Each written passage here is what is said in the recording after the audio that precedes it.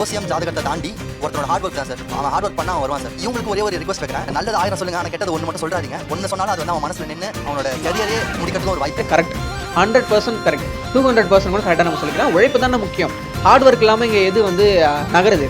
உழைப்பு ரொம்ப முக்கியம். பட் நீங்கள் உழைக்கணும் இல்லையா, எழுந்து ஓடணும் இல்லையா? நீங்கள் உழைக்கிறதுக்கான எல்லா கால நேர சூழல், உங்களுடைய ஹெல்த், உங்களுடைய மைண்ட் செட், இது எல்லாத்தையும் ஒரு விஷயம் வந்து கிரியேட் பண்ணுது இல்லையா, ஒரு விஷயம் கொடுக்குது இல்லையா? அது எந்த விஷயம் கொடுக்குது? நீங்கள் ஹார்ட் ஒர்க் பண்ணால் ஜெயிப்பீங்க, ஹார்ட் ஒர்க் பண்ணால் எல்லாருமே ஜெயிப்பாங்கிறது எல்லாருக்குமே தெரியும். ஆனால் யார் ஹார்ட் ஒர்க் போடுறாங்க, எந்த மாதிரியான பீப்புள் ஹார்ட் ஒர்க் போடுறாங்க, எந்த மாதிரியான பீப்புளுக்கு ஹார்ட் ஒர்க் போட்டால் சக்ஸஸ் கிடைக்குது? ஏன்னா இங்கே கஷ்டப்படாத மனுஷனே இல்லை, எல்லாரும் கஷ்டப்பட்டு தான் இருக்காங்க. ஒரு சில பேர் மட்டும் ரீச்சுக்கு போயிடுறாங்க, உயரத்துக்கு போயிடுறாங்க. இப்போ மற்ற பேர் கஷ்டப்படலையா என்ன? எல்லாருமே கஷ்டப்பட்டு தான் இருக்காங்க. உயரத்துக்கு போனவங்கள விட உயரத்தை நோக்கி போகணும்னு சொல்லிட்டு உழைச்சிக்கிட்டே இருக்காங்க இல்லையா? அவங்களுடைய ஹார்ட் ஒர்க் ரொம்ப அதிகமாகவே இருக்கும். ஸோ ஹார்ட் ஒர்க் ரொம்ப முக்கியம். ஹார்ட் ஒர்க்கை விட கரெக்டான காலம், நேரம், சூழல், டைம் அப்படிங்கிற விஷயம் ரொம்ப முக்கியம். அஸ்ட்ராலஜி அப்படிங்கிறது இந்த டைமை பேஸ் பண்ண ஒரு விஷயம் தான்.